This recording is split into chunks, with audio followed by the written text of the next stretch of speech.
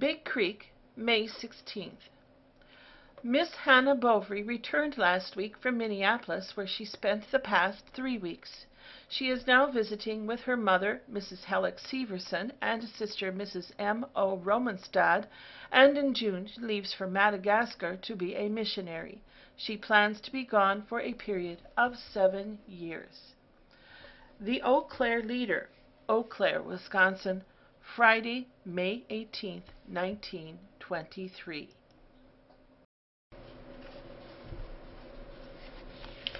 A selection from In Foreign Fields, Foreign Missions of the Lutheran Free Church by Frederick Dittmanson, missionary to China. Published by the Lutheran Board of Missions, Augsburg Seminary, Minneapolis, Minnesota, 1927.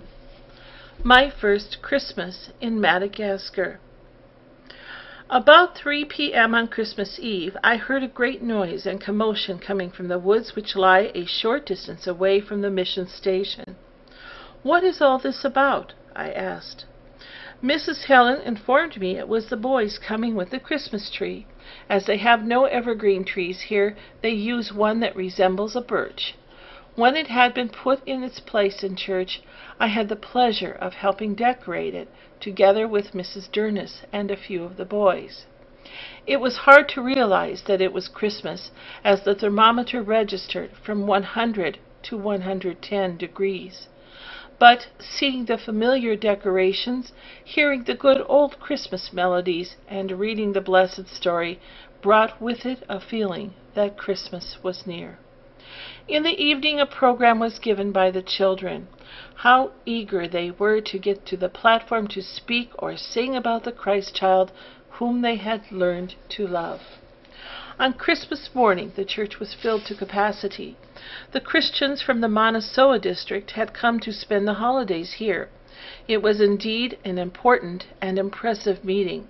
Dr. Durness preached the sermon, after which the native pastor conducted the baptismal service. There were 16 baptized, 12 of whom were young men. Most of them were from heathen homes. They have attended school here and have been brought under the influence of the gospel. Gradually, the desire has come to accept Christ's teaching and join the church. There were 3 meetings on Christmas Day, with a program in the evening given by the children from the district. We had the rare treat of having Mrs. Helen's piano in church during the Christmas holidays, and she played at most of the meetings. Her beautiful selections were enjoyed by all. Second day Christmas, in the morning, there was communion service, and 128 partook of the Lord's Supper. It was inspiring to see so many Christians here.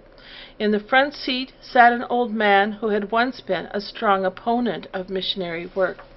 He was a king at the time when Reverend Tao came to Madagascar, and at one time threatened to kill Tao. It is told of him that he sold one of his boys for drink. At present, many of the family are Christians, and several are mission workers. 3 meetings were held that day also, with a program in the evening given by the boys. The following evening, Dr. and Mrs. Durness entertained the native teachers at dinner. They sat at the table and enjoyed the meal in real European style.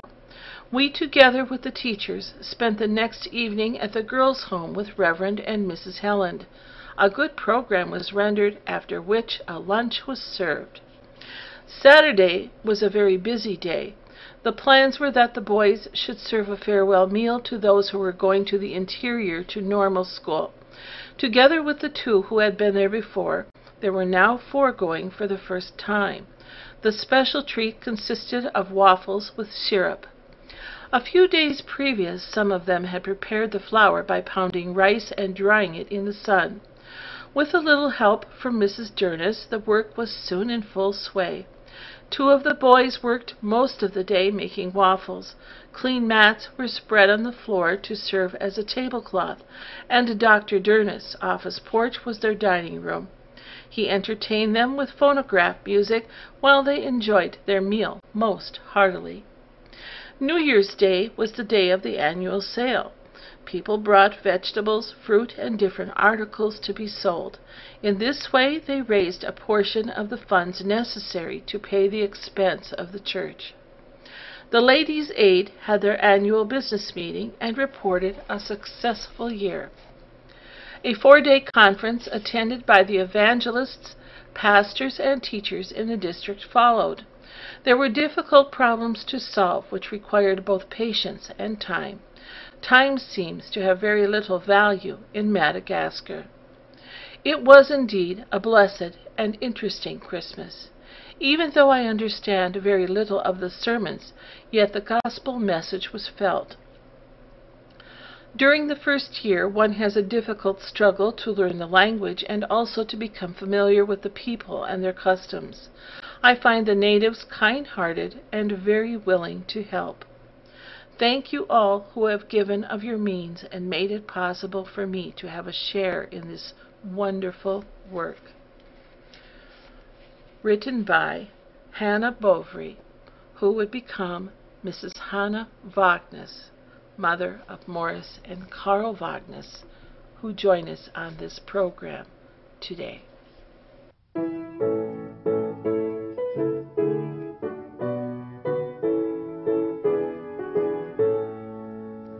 How glad I am each Christmas Eve, the night of Jesus' birth. Then like the sun the stars shone forth, and angels sang on earth.